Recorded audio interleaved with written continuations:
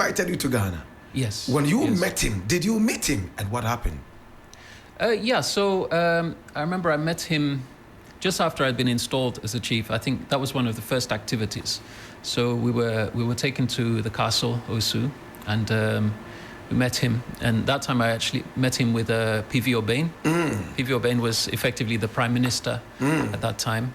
My father was there, and S.K. Otu was also there. My granduncle was also there. Wow. So it was a very memorable. He must have been so proud of you. Oh yeah. And he was the one who abdicated, right? Yes. Yes. Mm-hmm. So when you told him that you were installed chief, what did he say? Rawlings. No, S.K. Otu. No, S.K. Otu was the previous chief. So he abdicated for me. He left the seat. He said he was not interested in it. Yeah, he said that he wanted young blood, basically. Oh. So and I guess because at the same time they knew that I was just coming for a short time, so they wanted to capture me. So that was it. Was he in support of it? Oh, he was the one that he said that what he actually said is that he listened to the people. The people were saying that, look, you've done well, you've done so much. He actually, when Nkrumah was in power, he went there, I think, 3 times, and he was warned of the coup. He was warned, but he chose. The last time he went, the fetish priest told him not to leave Ghana, not to travel. Wow.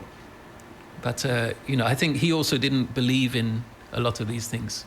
So he left, and that was when the coup happened. Interesting. Which fetish priest was this? Was it at Otuam or where? In Otuam, yes. Wow. In Otuam. Interesting. Did you get to meet that fetish priest? No, by that time he was gone. He was gone, yeah. Okay. Yeah. Now let's get to you and Rawlings.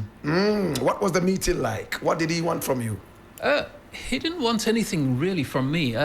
Basically, what it was, I think the whole idea of my visit was to encourage the Ghanaian youth and to show them that, look, here is a fellow Ghanaian who, because of maybe circumstance, he had access to privileges that the average Ghanaian at that time didn't have. But to show them what a Ghanaian could do. So given the right environment, this is what you can achieve. So it was about encouraging the youth, basically. So that's why they had planned for me to visit the secondary schools. I gave a lecture at Kolebu to the doctors, a lecture at Legon to the lecturers. And it was to encourage the general population to say, look, Ghana, we can do anything, basically. That was what it was. Wow. Wow. Did you get to work with him? I did. The great thing, because my father was Scottish, mother Ghanaian. Oh. He had the same connection. Oh, connection, and then at the same time, we both had a love for aviation. Wow. I used to fly radio-controlled aircraft, model aircraft, and he also flew them as well. Oh, wow. In the castle. So radio-controlled helicopters and planes and all of that. You used to fly those? Yeah. Oh, wow. So you're a pilot? Those are the radio-controlled ones. The ones you control it with a transmitter. Oh, those but ones. Then he taught me how to fly. Oh, Rawlings taught you how to fly? Yeah, he taught me how to fly. Oh, wow. Taught me how to fly. So you can fly? Yeah. I can Helicopters? Fly. No, I never flew a helicopter, just fixed wing aircraft. Ah. So I've taken off and landed at Kotoka many times. Oh, wow. Yeah, but I never got my license. Interesting. So Rawlings taught you this? Yes. You must have been close. Very, very. I mean, up until the time he departed, yeah. You were close? Very close. Never had any issues? No. Never disagreed? Oh, we disagreed. But you see, the interesting thing about Rawlings that most people don't know is that he was a great reader of people. And sometimes you wonder, why did he keep certain people around him that ended up biting him in the back, stabbing him in the back? But he knew there was a possibility they could do that. But he also knew that they had a good side to them, a positive side. So his focus was always to take a balanced view of somebody, say, yes, there's a bad side, there's a good side. Let me try and utilize that good side from the person to benefit the country. And that was his whole philosophy. I was told that he asked you to do some work at the Kotoka International Airport as well. What work exactly did you do? Yeah, that was the very first project I worked on in Ghana. In fact, what happened is I was supposed to go back after my initial visit, just to go back, and that was it. I'll continue with my business there. And because I'd fallen in love with Ghana and I'd found peace, you know, I found my people, if you like. I wasn't being judged on the color of my skin. If anything, they see me as a white man here. But then even when they see me as a white man, it's not in a negative connotation. Right. You see, it's just that, okay, you're different. But when they hear that I'm actually Ghanaian, then, you know, they treat me like anybody else. That's true. This is 3FM. Yeah, I felt that there was a lot more to it than just money and success. And the other aspect was that there was so much I felt I could do here. Right. You know, the computer literacy at that time was so low. Very low, yes. This was before the days of the internet, before the days of mobile phones. People didn't even know how to use computers. Yes. So one of the first things I did was to set up a school, a computer school in Accra. So he asked me to stay. And I immediately said, yeah, I'd love to. I would love to. So I just went back for a short time, put my business in my affairs, you know, in order, closed down the business there, and then moved to Ghana. Interesting. Yeah. So you wired the whole airport. What exactly did you do with the airport? Okay, so this was back in 1991. At that time, there were no computers in the airport. So we had a project to design the software for the airport. So it did multiple things. One, obviously the accounting, their payroll, all of their staff. They had over, I think, 1,000-something staff or 2,000 staff. Their inventory, they kept a lot of inventory for flight safety and all sorts of things. The airport operations. So when an airplane lands, let's say KLM lands, there's a landing fee, there's a lighting fee, there's a parking fee. You know, and even planes flying over Ghana, they call it en route charges. So if a plane is flying from UK to South Africa and they're using Ghana airspace, they have to pay a fee. Wow. And you built a software that could detect that. So the software had to log all of those things and then invoice the companies at the end of the month and then track whether they've paid and all of those sorts of things. So it was a system we designed, implemented. We brought all the hardware. Now I quite remember the hardware. At that time, the server was the type of processor was a 80486. Now your mobile phone is 100 times or 1,000 times more powerful than that.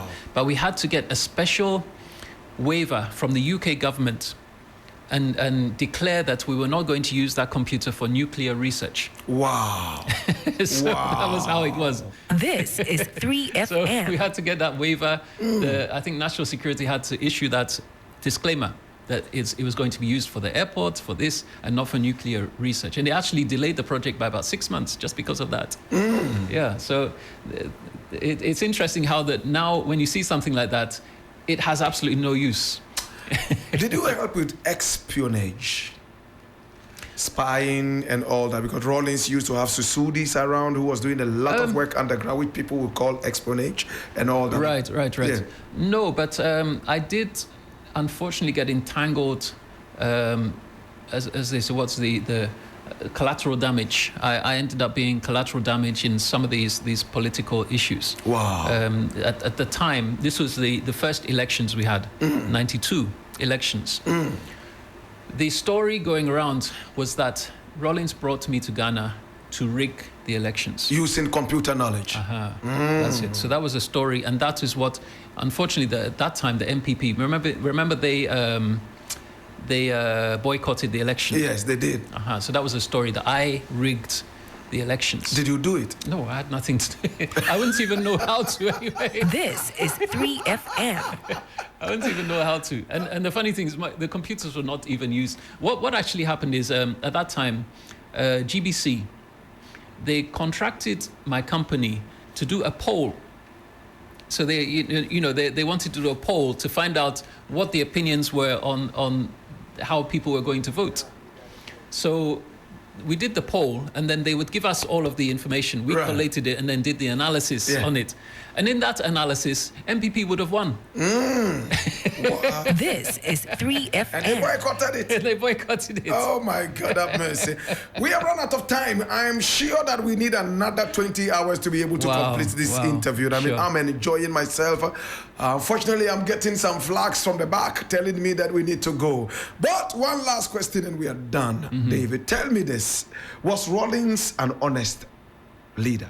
Absolutely, absolutely. I won't say he was a perfect leader, but he had. I know for a fact when he left office, he didn't have a bank account. Wow. He didn't have a bank account, and he did not die a rich man at all. How could you tell? I was with him virtually every day. Wow. You know, this is somebody that lived off of the generosity of people who he had impacted over the years. So, I mean, I can tell you stories of when maybe he was sent $100,000 in cash. By the end of the week, that money was gone. Because it was not put in a bank. That money was given to, he's paying 100 children's school fees. He's paying somebody's heart surgery. He's paying, somebody wanted to become a pilot, so he's paying for their flight academy. He's paying, and then at the end of the week, he's broke again. So he lived completely off of the generosity of others. And to the day he died, he was impacting people.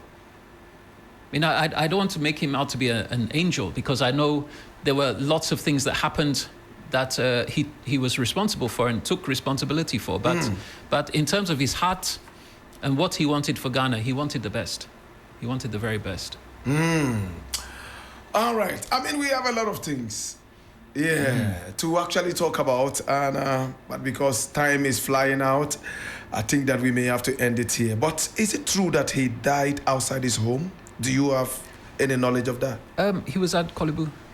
Kolebu? Yes. Did he die from outside his home? Did he go to Kolebu from outside his home, his official residence?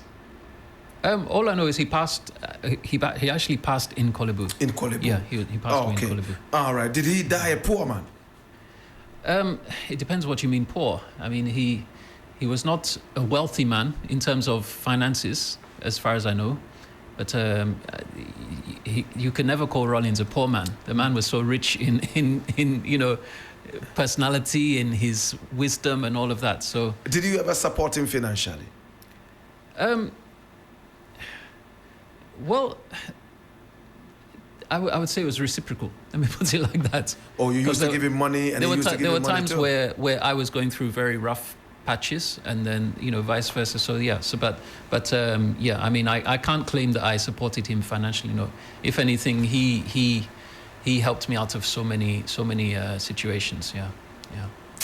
Do you think Rawlings is better than Nana Akufo-Addo? I can't say that, no, because I don't know Akufo-Addo well enough to and I don't think you can compare two people like that anyway. You know, they all have their strengths and weaknesses, and we're all human. You see the thing. So I can't say that this person is better than that. I don't think it's fair, and I don't even have the experience of being in that sort of position to be able to judge.